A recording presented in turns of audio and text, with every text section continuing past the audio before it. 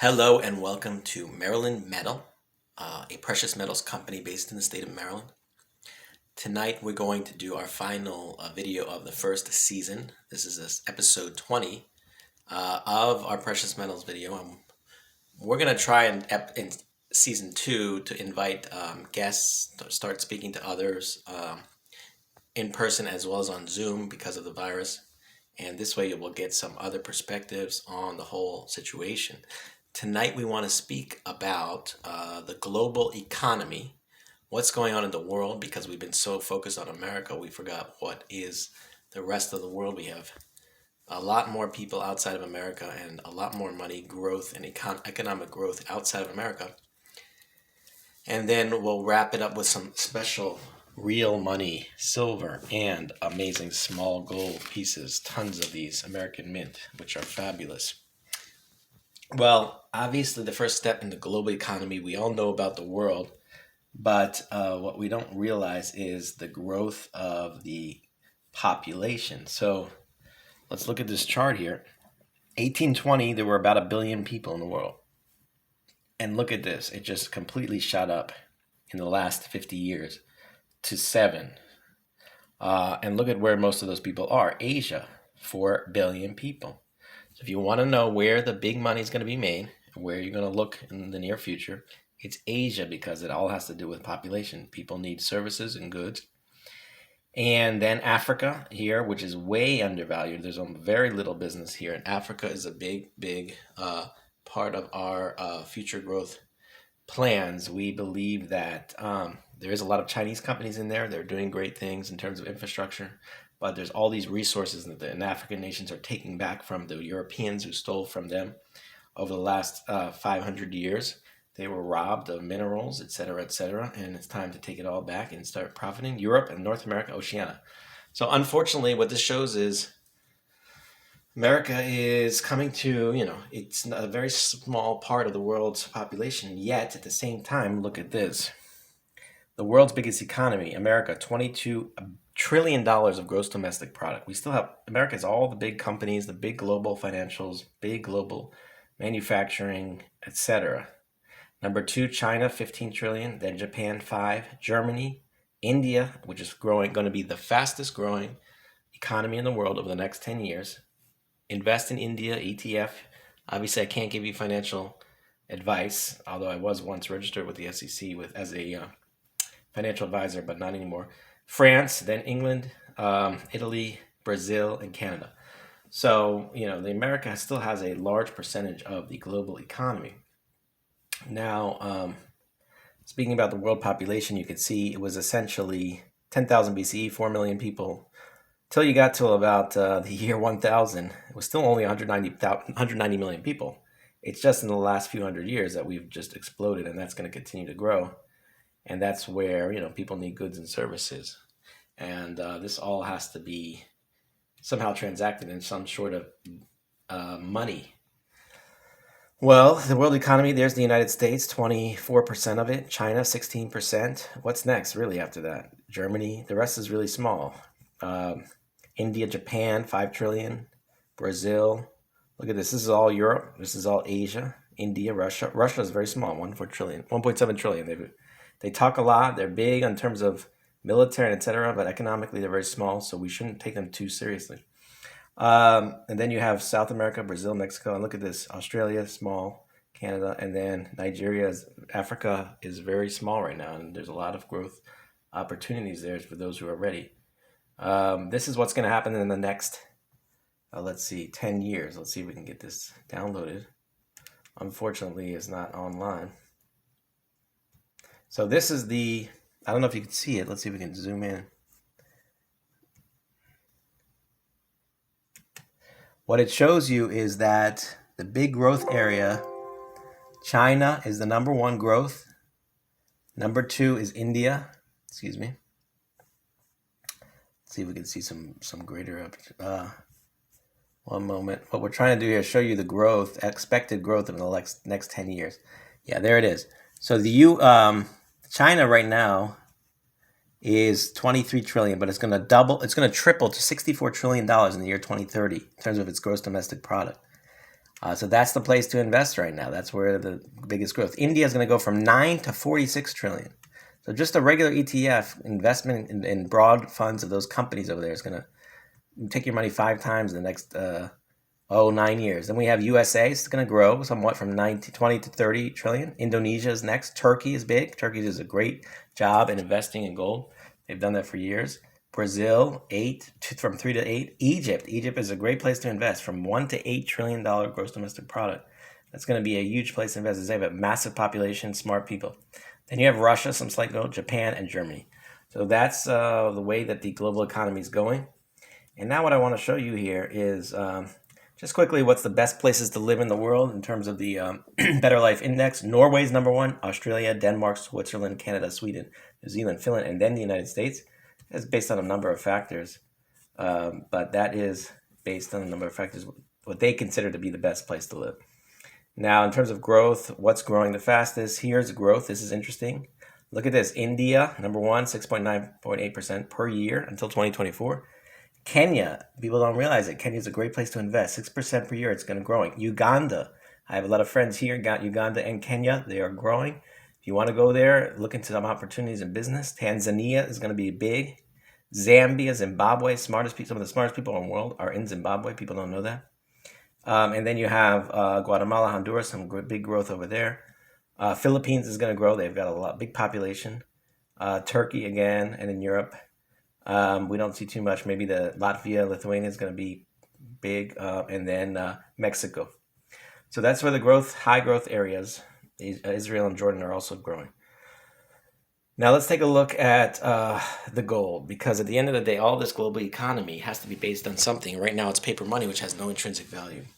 So where is the gold? The United States has most of the gold. In fact, we have not only 8,000 tons, but we have holding in New York under the the Federal Reserve Bank of New York has almost 5,000 tons that belong to other countries. They keep it there for safety. The IMF has 2,800 tons, and the European Central Bank, 504. IMF is holding that. It's going to be interesting to see what they do with something called the SDR, special drawing rights. They're talking about a global super currency called the special drawing rights. Read about it, learn about it. It's going to be what the governments are going to put some gold in a vault in Switzerland and using the IMF and the World Bank to create these special drawing rights as money between governments. And that might be the future super money. The rest, in terms of Germany, is next. Then you have France, Portugal. Where else? China, we don't know if the 1,800 metric tons may actually be very far off. They could probably have twice or more, but people don't know. They don't really release it. Saudi Arabia, 322. The Arabs do a great job in trading in gold. You can buy grams of gold bars right out of Dubai, out of machines.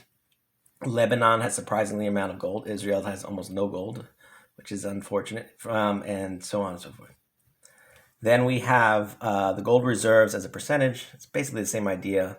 You can see which countries have the most gold, and you can see there Germany, France are pretty big, and Italy, but the rest of the world is far behind. So at the end of the day, the global community is going to have to figure out a way to back up its currencies, the paper money in gold and silver. As we said last episode, we believe that if we wanted to do that, we'd have to go to a bimetallic standard and see gold potentially as much as today's dollars, $15,000 per ounce, and $250 for silver. So silver could be the best investment. We saw today about the Reddit people to cover shorts. They're going to do a short squeeze on silver, just like they did for GameStop, which means they buy it up. The people are betting on the down are going to have to buy it, or else they're going to get totally messed up.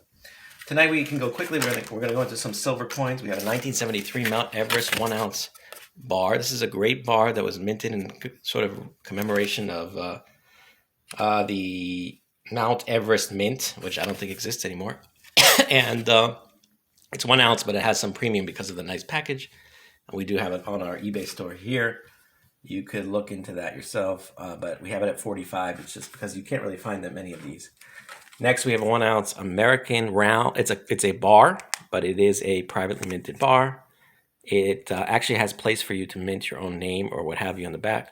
That's a great bar. It's going to be spot plus a little bit. This is a commemorative coin. This is United States of America $1 commemorative, 1994. It looks like it's a sport Olympic type medal. Commemorative has about 75% of an ounce. but they do trade at a premium. It commemorates the World Cup. I'm sorry, not the Olympics. The World Cup USA 1994. We have that on our eBay store and website. This is a neat one. We're going to put this on soon. It is Canada with the various animals that it does have the Queen on one side, 2016 1 ounce, and it has the various Canadian animals and some Japanese or Chinese writing. So that's neat. And then we got here a whole bunch of American Mint. These are half-gram gold. And what they are is they're 585 fines. We appreciate them sending these to us this time. And they have a limited mintage of 9,999 for all of them. Here's a great one. It actually commemorates the St. Gaudens. Probably hard to see. The St. Gaudens $20 eagle, and now the American eagle. And so you get a miniature version of that. And they trade for around $50 each. Great way to get divisible gold. Here's one. John F. Kennedy. We've got one, and we can send these to you in these nice packages. The Krugerrand. So this commemorates, not a real Krugerrand, it's privately minted, but it has the Krugerrand. I'm sure they have permission legally as a trademark to do that, I hope. We have, well, you never know with this guy, the American man, Michael Young. He's a interesting guy. He runs it out of Mechanicsburg, Pennsylvania. Just be careful. Don't order from him directly. He will send you stuff you didn't order and charge you 5 times the price. This is the Queen Diana. It's a commemorative of her, which is nice. This time they sent us stuff we didn't order, but it's okay.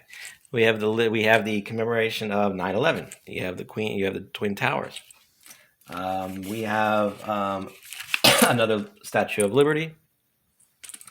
We have here great stuff this time. This all came in today. Oh, this looks like Franklin Delano Roosevelt, I believe, which is nice. And just a couple more here. We have a Liberty. We have a Buffalo. It's kind of commemorative of a Buffalo, but it's not really exactly like the American Buffalo. We have the classic Liberty head, which is what we have in the 10, the 5, and the 2.5, those dollars, and even the $1 from the late 1800s. And then finally we have I'm not even sure. We'll have to put this on the site. It's hard to see. That's the problem with these. You need to have a magnifying glass here.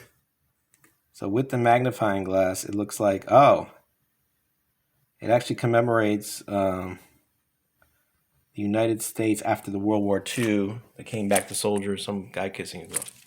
All right. Again, the global economy is growing at a fast pace. We're talking about 80 plus $90 trillion of broad money. And that is all including yuans, pounds, francs, Deutschmarks, US dollars, etc. All of those paper money around the world, which used to be pegged to the dollar based on first the Bretton Woods system. We went off the gold standard in 1933, then we had the Bretton Woods. So the US used to be based on gold, then it wasn't anymore. It was based on a fraction of gold. Then in 1971, the Nixon took us off of it all. The great crime, we call it. And that at that point, everybody pegged to the dollar, but there was really they had some gold in the reserve, but there was nothing based behind it. And now we're all playing this game where governments just print money to pay for things and debt, and they just inflate away the value, which has no value. And we have to go back to the gold standard. Cryptocurrency will be involved in this process somehow to allow the transaction to be more easy, so we can use the internet and we can do things without having to, trade an actual, can't just go to a store with this, it's just too clunky. So we can convert this to cryptocurrency and then trade with that. So this ends the season 1. We're going to continue with season 2, have some guests on, and you can visit our website, marylandmetal.us. You can do our eBay store, order directly from us. We had a great order the other day, $5,000 worth of gold and silver, directly to a person's house. Very great pricing. And they're getting ready for what's coming, which is unfortunately a big crash in the whole financial system before we revalue this stuff. And this could be worth over $200. You heard it here first. 301-284-0531. Have a great rest weekend.